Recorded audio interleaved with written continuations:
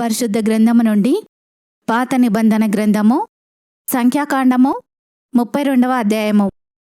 రూబేనీయులకును గాదీయులకును అతి విస్తారమైన మందలుండెను గనుక యాజెరు ప్రదేశమును గిలాదు ప్రదేశమును మందలకు తగిన స్థలమని తెలుసుకొని వారు వచ్చి మోషేను యాజకుడగు ఎలియాజరును సమాజ ప్రధానులతో అతారోతు దీబోను యాజెరు నిమ్రా హెష్బోను ఎలాలే షెబాము నెబో బేయోను అను స్థలములు అనగా ఇశ్రాయేలీయుల సమాజము ఎదుట యెహోవా జయించిన దేశము మందలకు తగిన ప్రదేశము.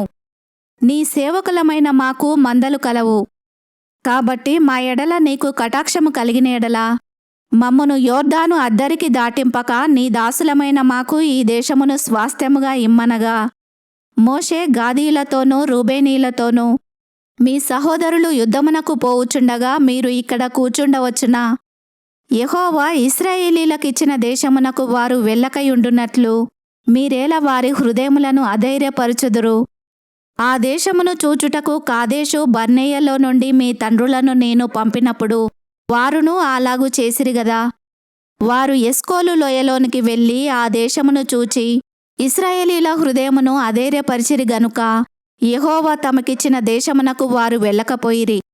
ఆ దినమున యెహోవా కోపము రగులుకొని 20 ఏండ్లు మొదలుకొని పైప్రాయము కలిగి ఐగుప్తు దేశములో నుండి వచ్చిన మనుషులలో పూర్ణ మనసుతో యెహోవాను అనుసరించిన కెనేజీయుడగు యెఫున్నె కుమారుడైన కాలేబును నూను కుమారుడైన యెహోషువయు తప్ప మరి ఎవడునూ పూర్ణ మనసుతో నన్ను అంగీకరింపలేదు గనుక నేను అబ్రహాము ఇస్సాకు యాకోబులకు ప్రమాణపూర్వకముగా నిచ్చిన దేశమును వారు తప్ప మరి ఎవరునూ చూడనే చూడరని ప్రమాణము చేసెను.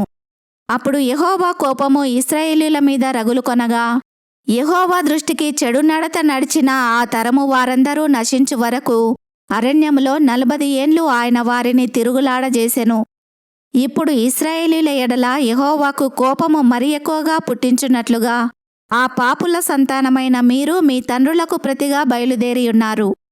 మీరు ఆయనను అనుసరింపక వెనుకకు మళ్ళిన ఎడల ఆయన ఈ అరణ్యంలో జనులను ఇంకా నిలువ చేయును. అట్లు మీరు ఈ సర్వసమాజమును నశింపజేసెదరనెను. అందుకు వారు అతని యొద్దకు వచ్చి మేము ఇక్కడ మా మందల కొరకు దొడ్లను మా పిల్లల కొరకు పురములను కట్టుకొందుము. ఇశ్రాయేలీలను వారి వారి స్థలములను చేర్చు వరకు మేము వారి ముందర యుద్ధమునకు సిద్ధపడి సాగుదుము. అయితే మా పిల్లలు ఈ దేశ నివాసుల భయము చేత ప్రాకారము గల పురములలో నివసింపవలెను. ఇశ్రాయేలీలలో ప్రతివాడునూ తన తన స్వాస్థ్యమును పొందువరకు మా ఇండ్లకు తిరిగి రాము.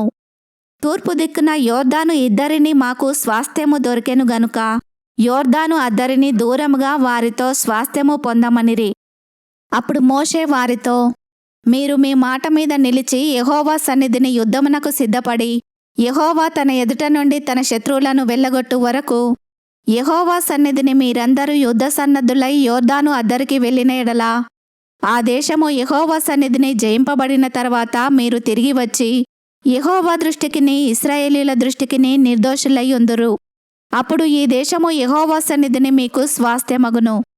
మీరు అట్లు చేయని ఎడల యెహోవా దృష్టికి పాపము చేసిన వారగుదురు గనుక మీ పాపము మిమ్మును పట్టుకొనును అని తెలుసుకొనుడి. మీరు మీ పిల్లల కొరకు పురములను మీ మందల కొరకు దొడ్లను కట్టుకొని మీ నోట నుండి వచ్చిన మాట చొప్పున చేయుడనెను.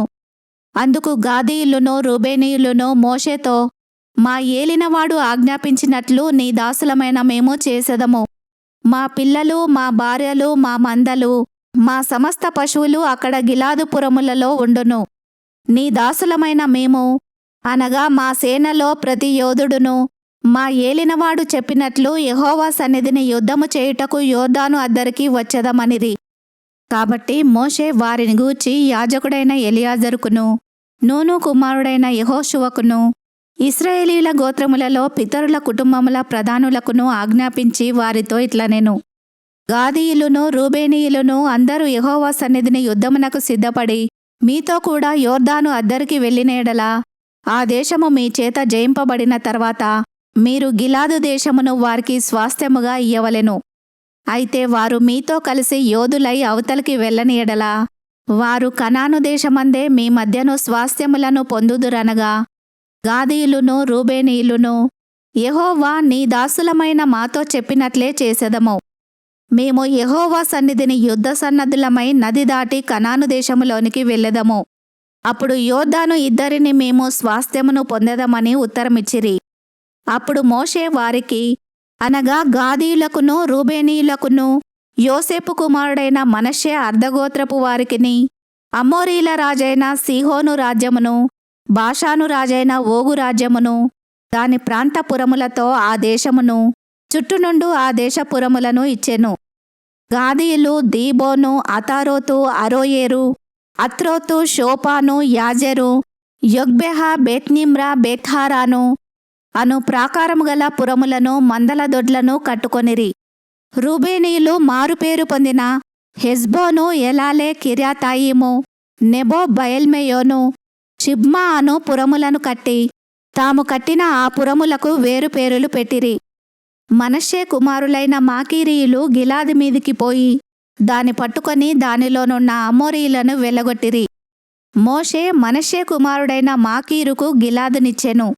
అతడు అక్కడ నివసించెను. మనష్షే కుమారుడైన యాయీరు వెళ్ళి వారి పల్లెలను పట్టుకొని వాటికి యాయీరు పల్లెలను పేరు పెట్టెను.